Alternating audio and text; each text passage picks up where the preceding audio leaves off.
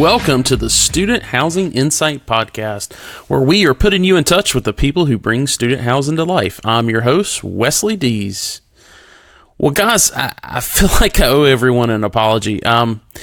We have not posted we haven't posted an episode since September 3rd.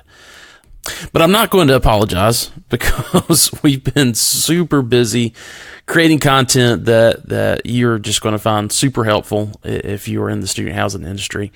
And it doesn't matter if you're off campus or on campus, you're going to find the stuff we've been working on very helpful. We've also held two of our regional summits since the last time we posted. Our Southwest Summit was held in Waco, Texas, and then last week we finished our last one for the year, for 2019, with the Southeast Summit held in Charlotte.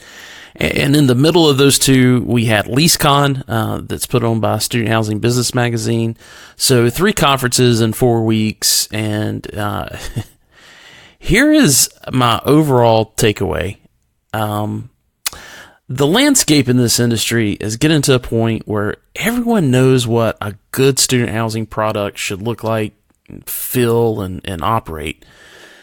But execution, that's right, execution is what is setting apart the winners from the losers. And I'm not just talking about the property management companies that are out there. I'm talking about the developers, the underwriters, the lenders, the investors, everybody that's involved in this industry. You know, there used to be a day 20 years ago when I got started in this industry where a developer could just take some cookie cutter apartment floor plan, make sure there was bed to parking space parity, build it within 3 miles of a university, and lease it by the bed and call it student housing. Not anymore. That just doesn't work.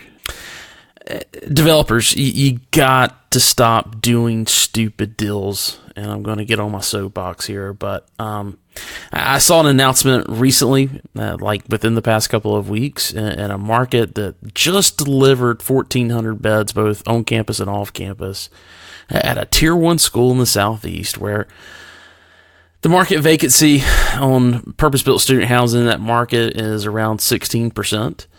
And I personally know that with concessions and gift cards and, rates have essentially dropped effectively, probably 8% in the past year. Yeah, a developer just closed on a piece of land with plans to build over 500 beds in that market. And the university is projected to grow only 1 to 2% each of the next 3 years. I mean, what market analysis was that person using?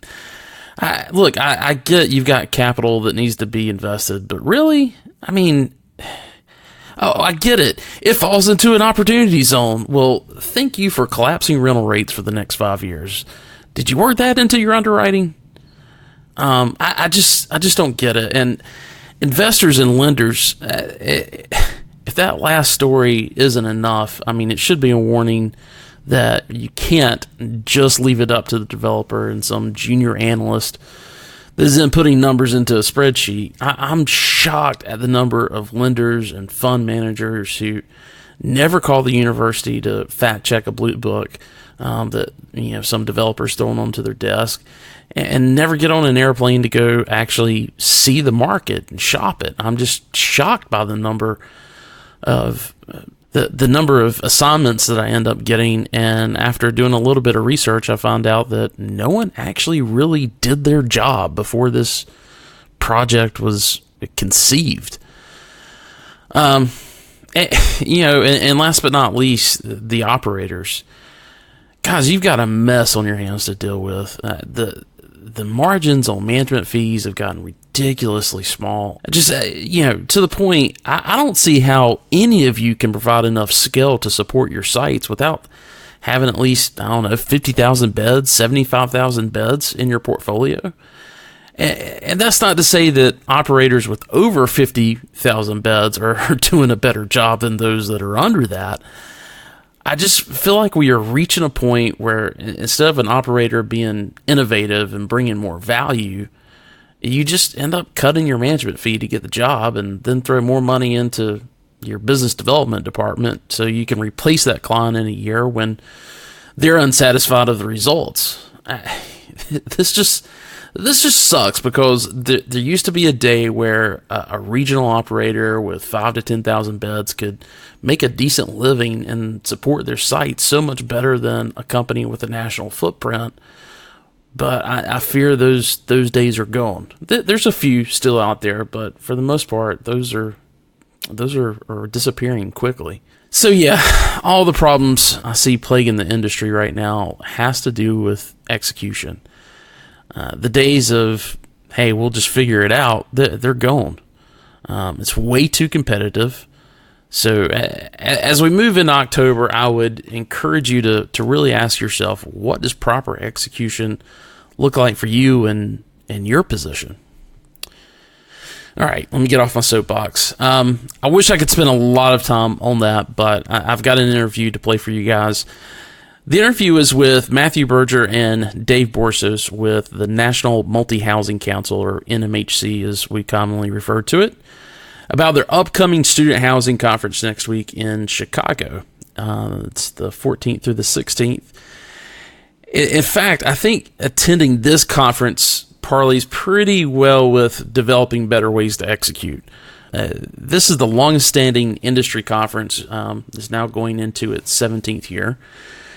It presents a great time to network for deal makers because everyone knows where their occupancy is at now and for this fall, and if they should tee up to sell or refinance moving into the new year. But for those of us on the operations side, it's a great event to talk about what worked and what didn't work this past year with our operating strategies. And by the way, that includes leasing and marketing. Additionally, NMHC offers some great content as it relates to benchmark data as well as tax and legislative impacts to the industry. So let's cut over to my interview with David and Matt.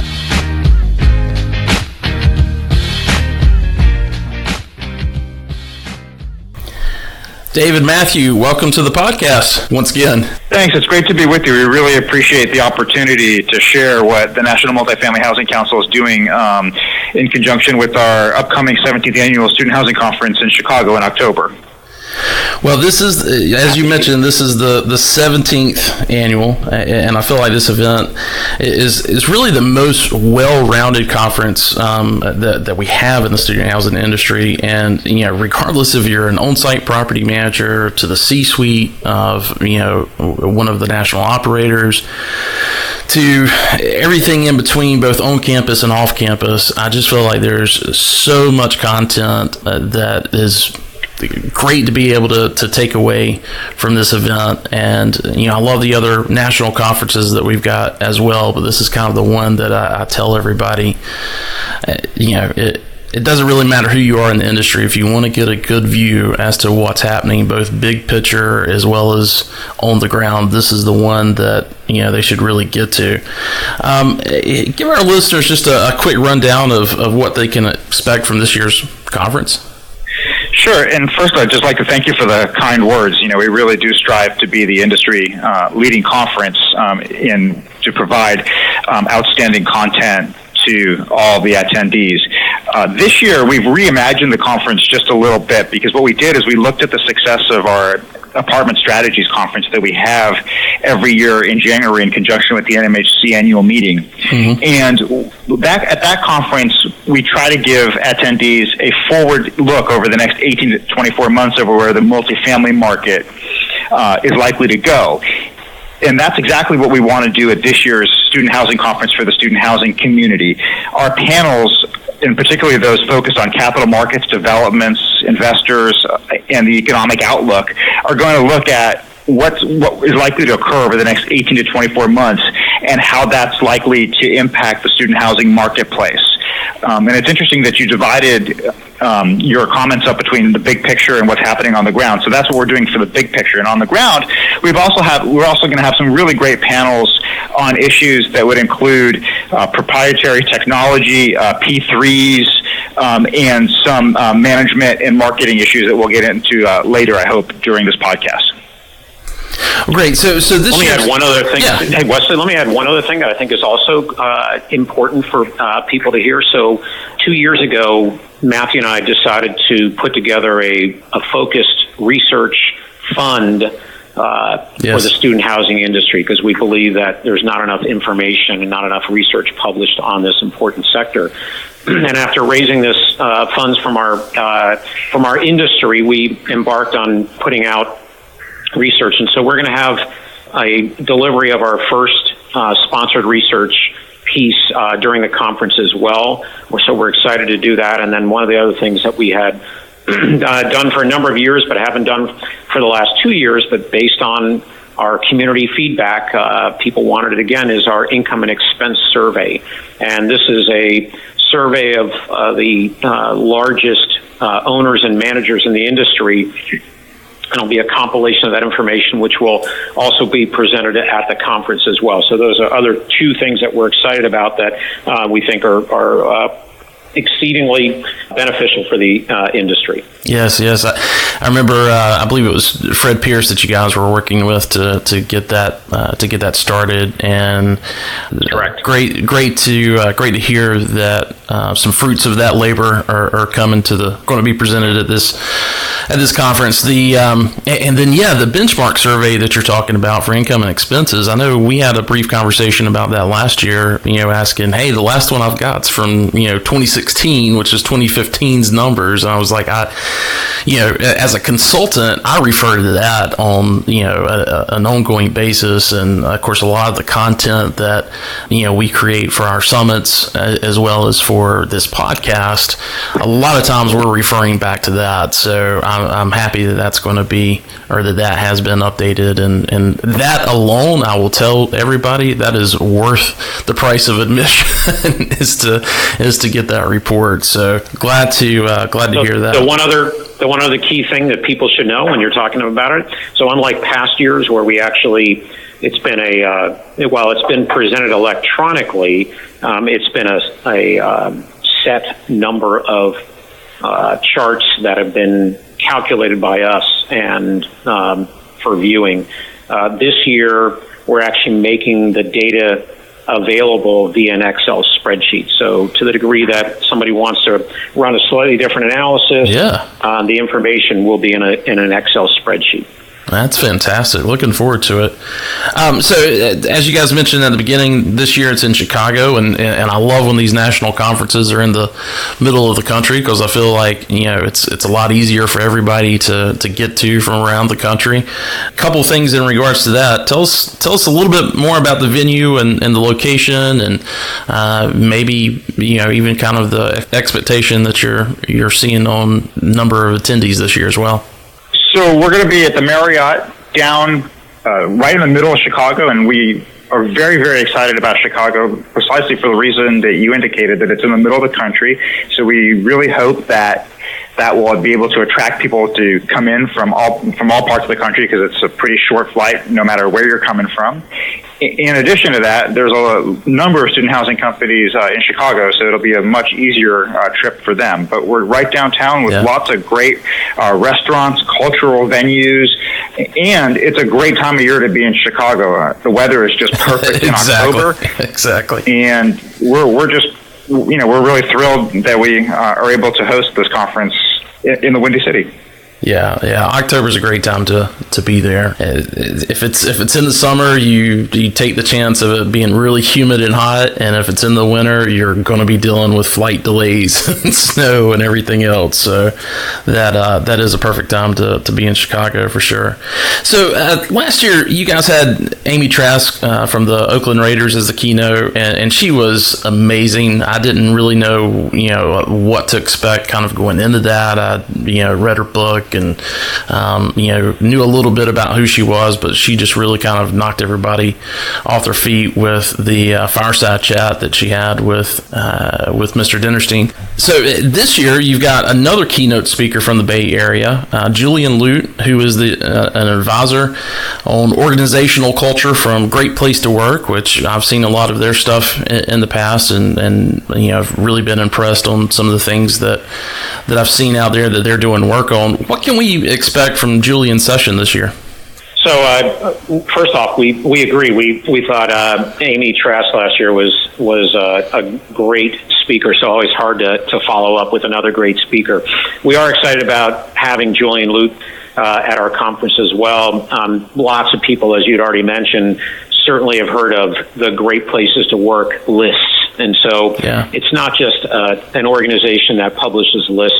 They are, in fact, an advisor on organizational culture, how to put together high-performing companies, including what do you do with your employees and identifying and retaining and training. So it's a broad-based organization that, yes, they put out a list, but there's much more behind it. So I think people will really get a lot of insight from Julian, especially given in a situation we have very low unemployment.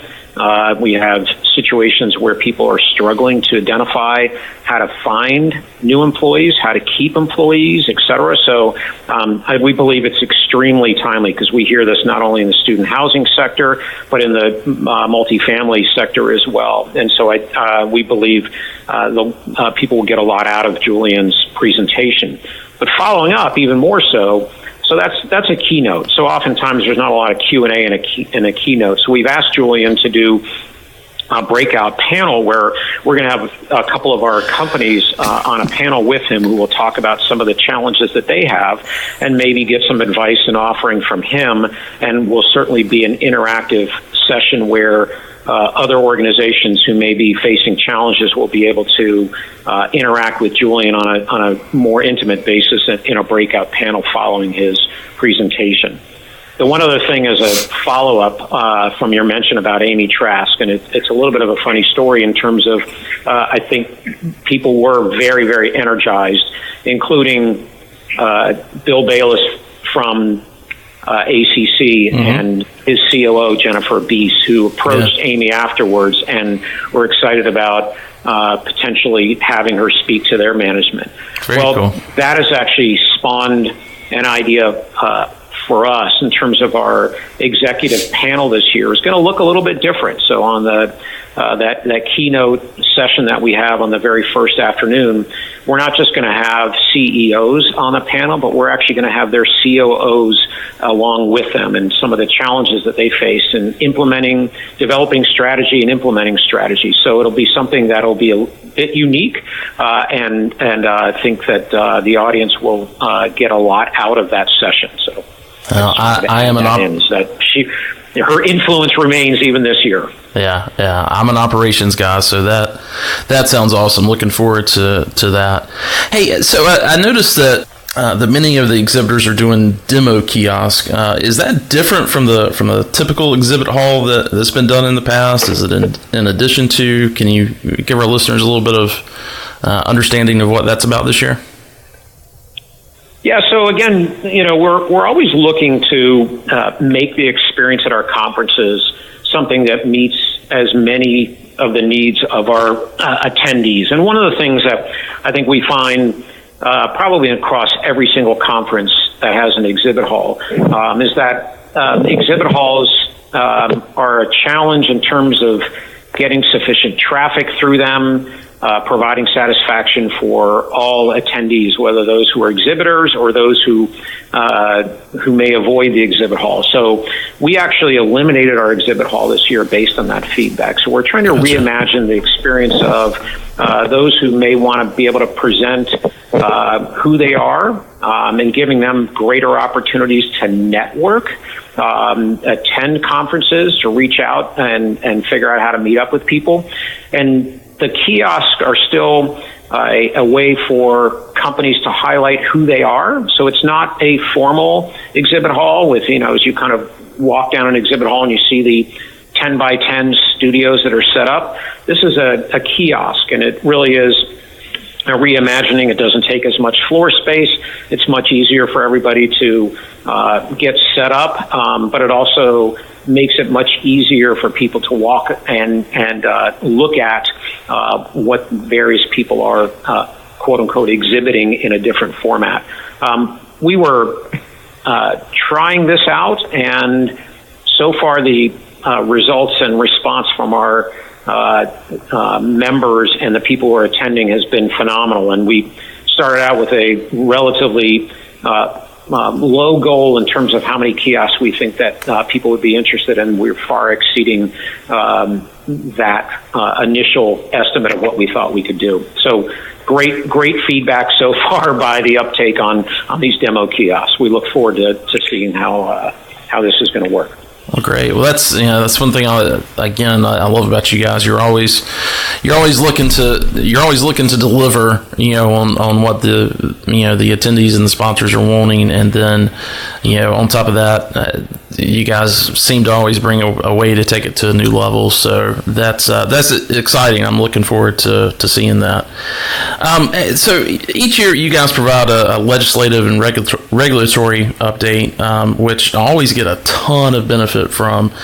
I'm sure tariffs are going to be part of the topic this year. What other key issues will you be reviewing in that session?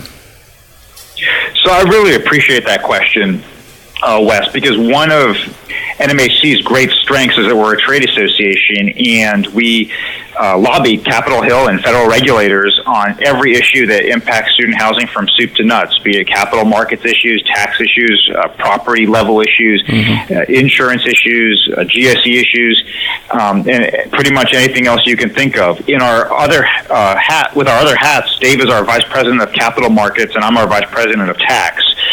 So one thing that we bring to student housing is actually a solid understanding of what's happening in Washington and how that impacts everything that's going on with student housing from a legislative and regulatory perspective. So we are actually going to have two breakfast briefings this year. One will be a legislative and regulatory update where we're actually going to cover the soup to nuts issues, tax policy, GSE reform, capital markets, flood insurance, and the like. And then we're also going to have a special breakout session on opportunity zones where we've invited a tax partner from Cohn Resnick. Opportunity zones are a very exciting new tax incentive that is designed to drive investment in economically distressed areas, and we understand that many student housing companies are taking a look at those tax incentives to see how opportunity zones might be able to work for their business model. So we're very excited from those two perspectives about bringing a legislative and regulatory outlook to the conference.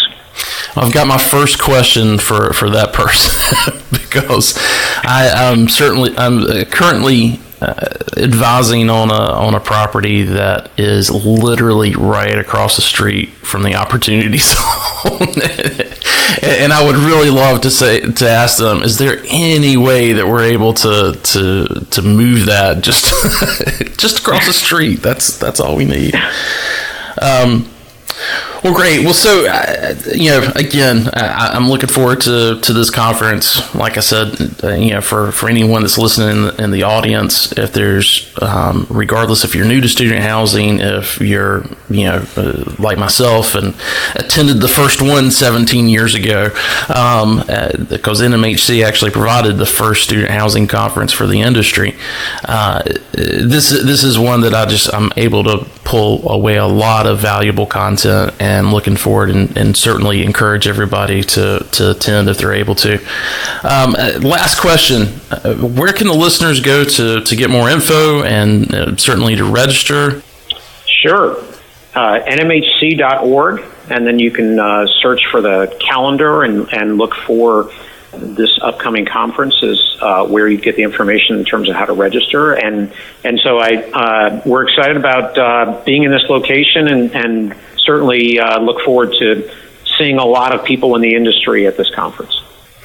Fantastic. Well, guys, I appreciate it so much. If anyone has specific questions for you guys, is there a way for them to contact you? I guess email may be the best, but is there maybe a general info email that you would want to give to everybody?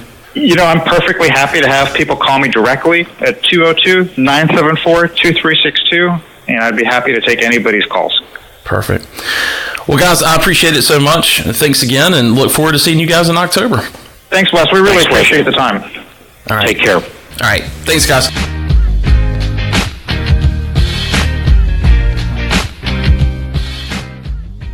Well, guys, there you have it. If you are in a situation where you can make it to the NMHC event next week. I highly recommend it. I will say I was planning to make it myself, but due to some family commitments, I had to back out. But don't worry, Student Housing Insight will still be representing. Many of you guys who have attended our summits this year will certainly know the name Willie Butler. Willie spoke at 3 of the 4 summits this year and has now joined SHI as a co-host. So welcome, Willie. He also just released his first book, Releasing, a counterintuitive approach to apartment leasing. I highly suggest you get this book and read it before Thanksgiving. It will make a huge impact to you and your leasing team, and I truly believe that. You can find it on Amazon, or you can order it from Willie's website, which is releasingup.com. Again, that's releasingup.com. But again, he will be in Chicago, and we're going to sit down with him when he gets back and talk about what his takeaways were. All right, guys, have a great day. Thanks for listening. And as always, make sure you are plugged into our online community at studenthousinginsight.com. Just go to that website, go to the top where it says member login, and click on that and set up your profile. On this community, you can stay up to date on all the things we're doing to make student housing better. And it gives you a place to post questions and job posts and everything student housing, both in the U.S. and around the world. Yep, we're global now. All right, guys, take care, and we'll talk to you on the next episode.